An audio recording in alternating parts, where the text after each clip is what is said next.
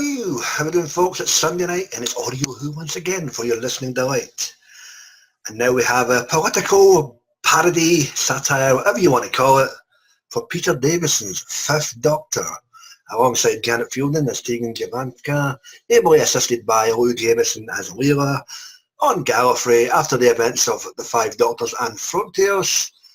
Turlo's left in the TARDIS like a tin dog, while Pete Davison undergoes time in office.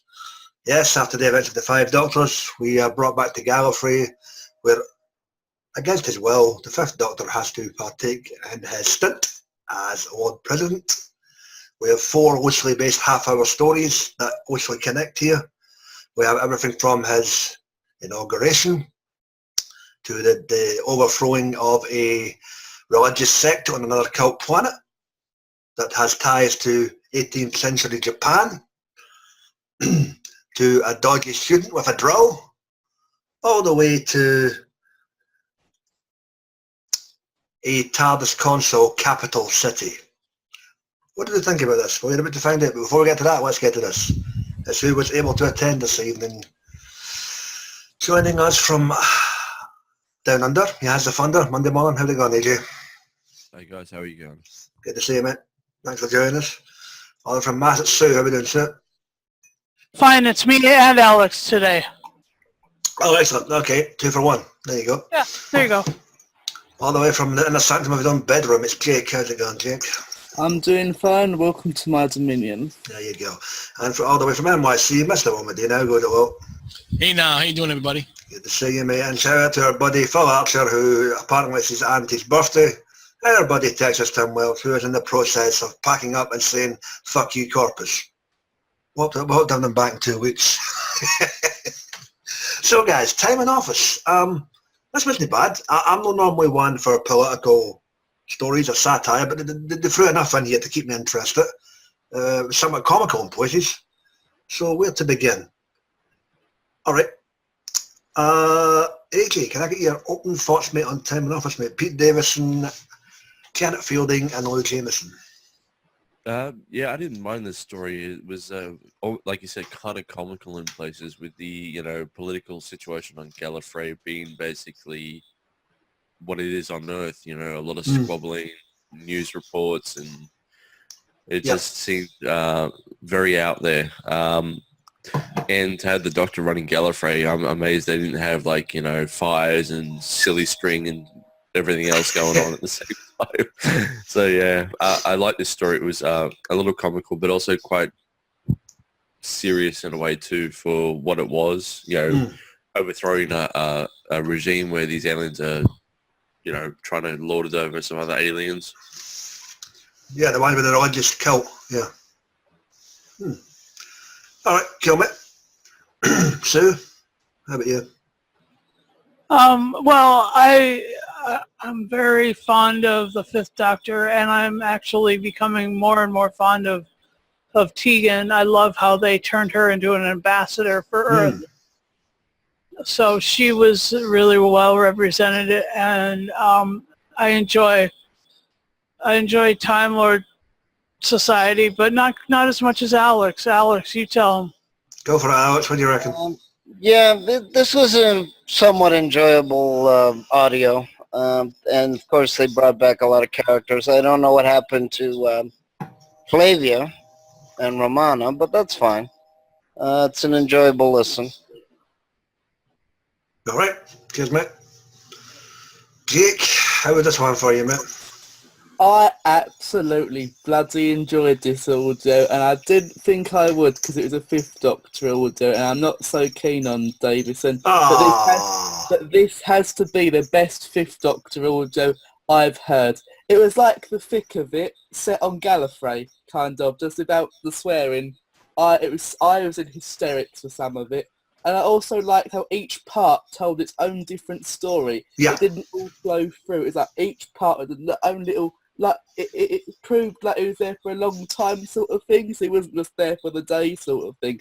It went over a period of time, and I really liked that. And it's the first audio, not first, but I loved every single character, and I thought it worked so well together. Loved Tegan, Loved Leela, loved the Doctor, loved X, Y, and Z. It was so silly. Toothpaste Planet. Well, there you go, yeah. About that? And that's my thought on Time in Office. Sure to leave you with that minty, fresh breath. There you go. Well, Time in Office, mate, up the thoughts. I gotta agree with Jay. It was just the first two alone had me in stitches. It had me laughing my head off. And of course, you gotta give credit to Louise Jameson because she hasn't done a main range in 12 years. But the last time she was in the main range was in Zagreus. So look at how long ago that was. And her being leader is great at this, especially when she gave the idea to the Doctor that in order to prevent Tegan from losing her memory being swiped, that they could get married.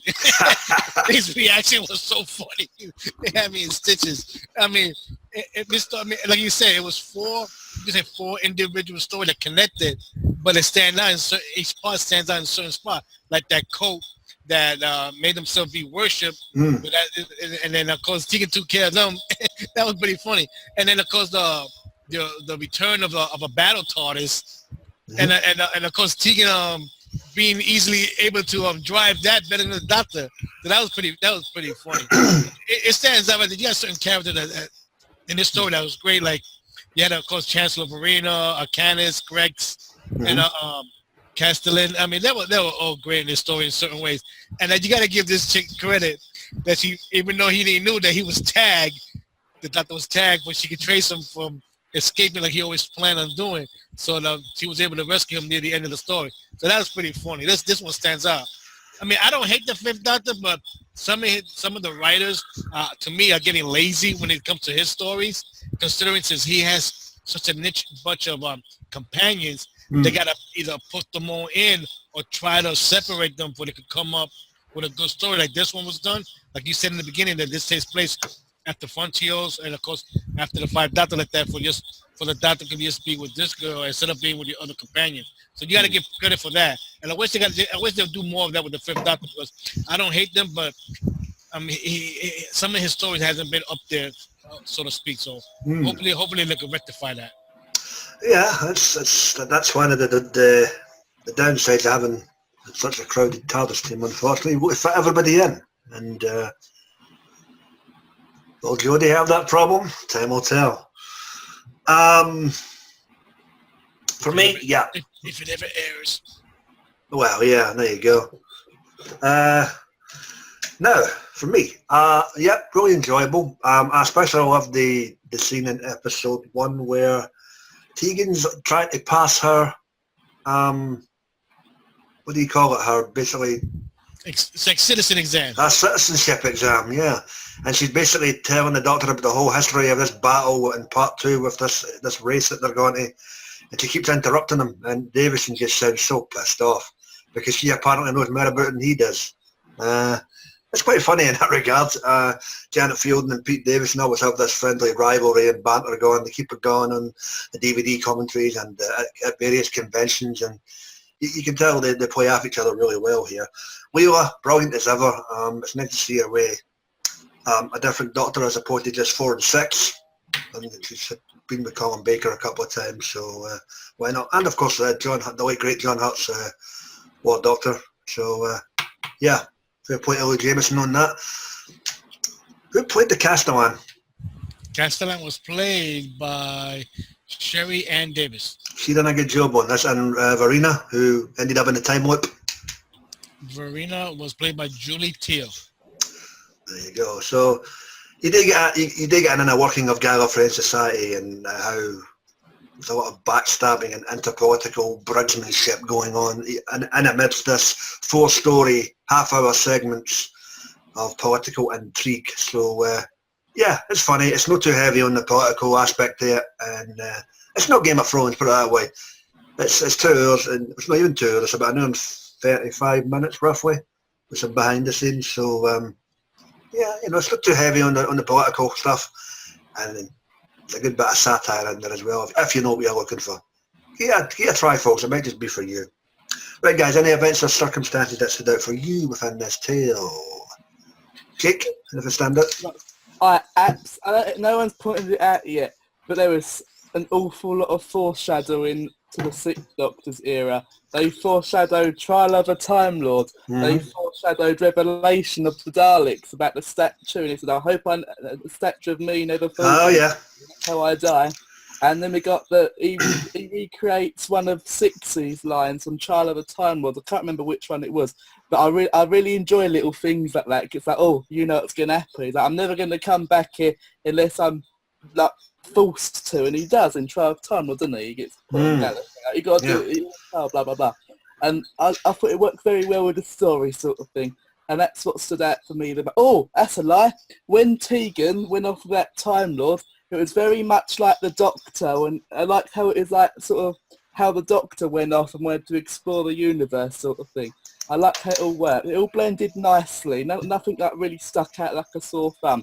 It was nice and smooth. It's a smooth story, if that makes sense. Yeah, I really liked it. the tribute act, as Tegan called them. So there you go. Yeah. AJ, understand that, mate? Yep. Sorry. First, Jake, the Fifth Doctor was also put on trial on Gallifrey. He was dispersed and then brought back together. Oh yeah, that was the woman. Oh crap, Maxwell. Yeah. Yeah. Well, who was Colin Baker as well. Anyway, the part that I loved the most was Leela thinking a ride-on mower was a war machine. She's going right into battle, screaming a battle cry. Also, that whole thing where it's not an episode, I don't think, where her and Tom Baker take out the RMC's brother in ancient Japan. Yeah. I don't think it's an episode, hence why you had the flashback. Yeah. Yeah, that's why I wish they actually made that story, because it sounded pretty interesting. They might get in it. Yeah. Interesting indeed. 18th century Japan. Well, kind of went tits up for the Ninja Turtles. Maybe it'll work. Well, haven't done it, mate. Well, of course, Larry stood out because he had to deal with the Doctor and all his companions and his shenanigans and all that, because you see her being stressed out so many times that the milk she having. Oh yeah, the Castellan. Yep. Yeah, the milk she didn't get a stroke. She set up pretty good.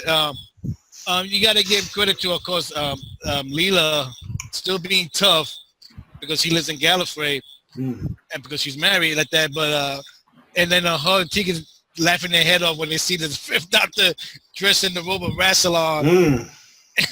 And of course with the thimble of Rassilon. Yeah. I mean, it'd be funny if you had a visual of it. There would have been not only those two. I bet you the audience would have been laughing their head off seeing the way he was dressed, and their reaction would have been so funny. So, I mean, you got to get props for that. Another thing that stood out was the fake. You could say Dr.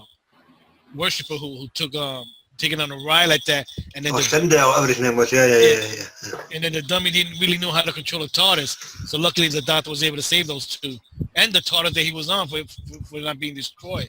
So you got to give props for that. I mean, this story stands out, but they had so many hidden stuff, and of course a lot of stuff behind it that you got to listen to it a bunch of times to understand it.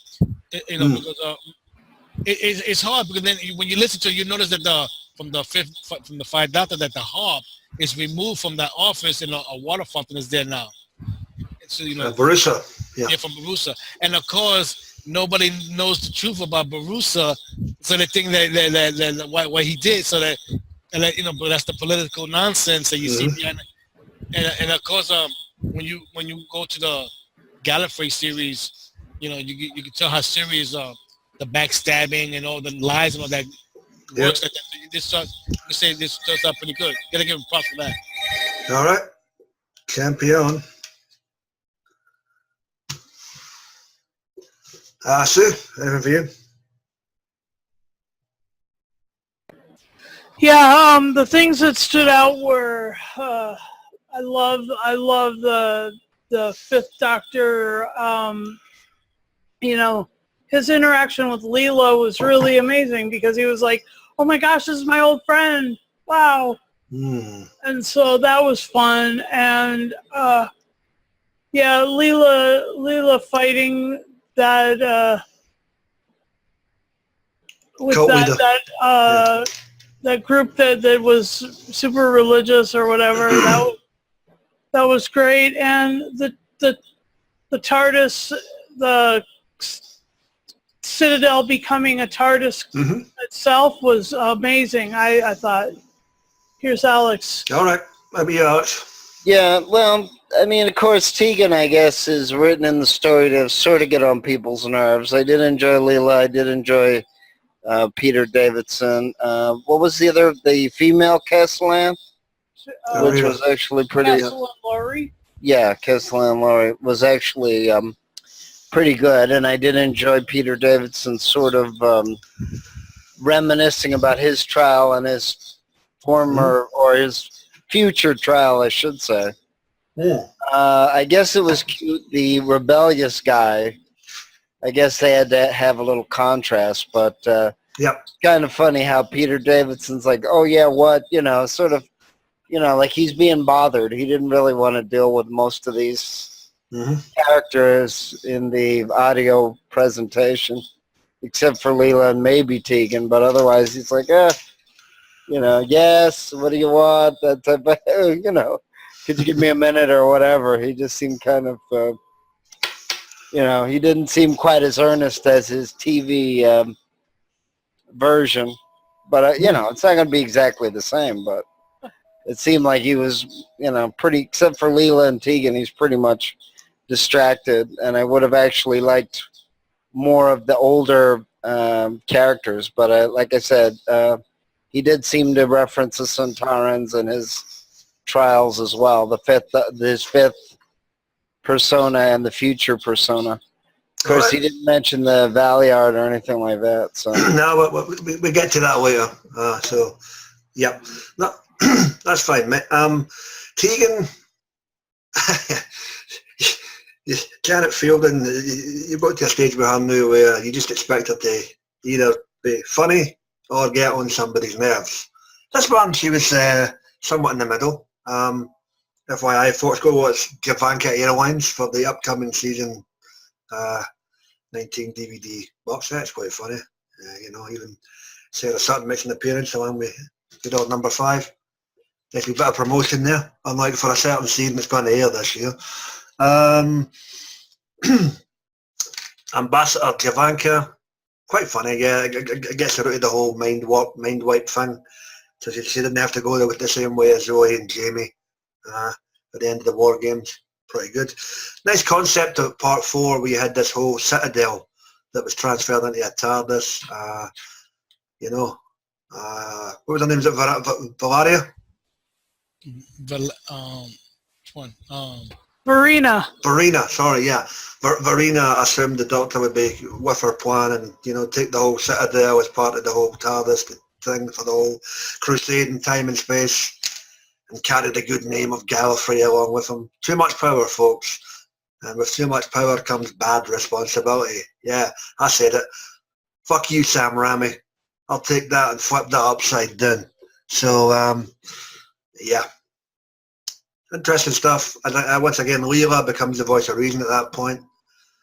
And Tegan is really getting good at flying TARDISes, as opposed to her stint in Castrovalva. So, well done, her. She's learning. Right, guys, with that, any instances... No, wait a minute, we've just done that part. Fuck me. Now that part's over, open mic portion of the podcast. And it's right out before we get this rated and in the can. They mentioned the Dominators and the plot halfway through the story, and I thought that was a nice little nod to when the Doctor's away, all this other stuff still invading Gallifrey. I like that. It gave more dimension to what everybody does when the Doctor's not there. Yeah, Leela mentioned the Dominators, and apparently her and K9 killed 39 of them, and one of them had a bomb in it. Go figure. I like how they made Tegan was taking the exam and they asked her how many regenerations of Time Lord. That's a trick question. And it was funny. It's true, because since we saw this guy gain the Doctor right now on TV gain a whole new regeneration, we don't know when that ends. So that's a good trick question, you could say. Yeah, we know there's 13 in a cycle, but it just depends how many cycles you get. And remember, she believed that the Time Lords get their second heart after their first regeneration. Yeah, there you go. No, that they said that was true. Because the first Doctor only had the one heart, and then after he regenerates, he's claimed to have a second heart. Yeah, well, that if you go by the Hartnell Troughton, yeah, that's what happened. Yeah. Well, it's also based on that book, The Man in the Velvet Mask. So. Yeah. And then they blamed all the excesses and the overflow on the Doctor again, like the creation of all these new things, like the Prydonian Academy and all of these little his policies. that he created. They blamed it all on him, but they apparently they kept it going. Some of them, except for they didn't let the Citadel travel the vortex very much at all, ever, if ever. All right. Again. Yeah, cool shit. What else, guy? Also, when the fourth Doctor was president, it was revealed that this one was taken away, that his presidency was taken away. Yep, that's true. It's not a bad story, but it has a lot of reference to a lot of different stories. Yeah. You really gotta listen to it. You gotta listen to it more than once, folks. That's a given. Thought it was Easter myself. Yeah. Anything else, guys? Nope. Okay. Well, hey, sorry. One thing I liked at the very end of the story where Leela was basically saying, he says he'll be back, and then she stops her sentence. Like, for the Doctor to leave his companions is heartbreaking, but it's also heartbreaking for them too. There you go. Yeah. They get addicted to that rush. Okay, and that. And if that's us, guys, down in numbers, but we've got it in the can nevertheless. It's that time again. We're here in Audio Who. We'll give out condolences to the family of Senator John McCain, who passed away yesterday. And unlike the current knucklehead in the White House, he was a true patriot. Yeah, this never be politics, but bullshit politics aside and your disdain for anybody aside, yeah, condolences to the family and, all the best. Right, guys. Time in office. Peter Davison, Janet Fielding, and Lou Jameson. Susan, what do you give out of 10? I'll give this 10 sashes or 10 objects of Rassilon out of 10. Holy crap. I'll give it a 7. Basically what saves it is, what is it, Tegan, Leela, and the Doctor, but I think they probably could have written a better story. But maybe because it was short, it wasn't as good as other versions I've heard. Well, you essentially had 4 stories here, but fair enough, Alex. Jake, what do you give out of 10? I will give this the 9.5 of Rassilon. I really enjoyed this one. 9.5 of Rassilon. Yeah. AJ, what's the number from down under? I'm going to give it 9 regenerations, so out of 10. It was a good one, well written, and the soundscape I thought was really well done too, because the different TARDIS sounds, you had 3 different ones, so that was well done too. Yep, yeah, no point having the same sound effect for every TARDIS, so well done there. Whoa, what's that much you say, mate? What's the number? Well, I'm going to give it a 9 battle TARDISes out of 10. I say anybody who likes these stories, listen to Gallifrey, and also for Big Finish, this is one of my recommendations, do another follow-up to find out how this lady who is now the president deals with the politics that's going on. Well, she's an interim president, but yeah. Yeah, we could deal with that, and also I feel that even though she got taken away with that robotic TARDIS, I see a future her popping up again sooner or later. Alrighty, interesting concept. And for me, yeah, I agree with Will. I'll give this a 9 out of 10. Nice little outing. One wee side note, Turlo was fucking canine in this audio, man, and get left in the TARDIS like an idiot. But other than that, what the hell? Good shit. nice story, and not too heavy on the political satire, which is what is needed in 2018. There's too much fucking politics going about these days, and it's just all a bureaucratic bullshit anyway, regardless of who your political preference party-wise is. Totally. Yeah. Anywho, and with that done, dusted, and in the can, folks, I just leave this to divulge what we'll be tackling next week.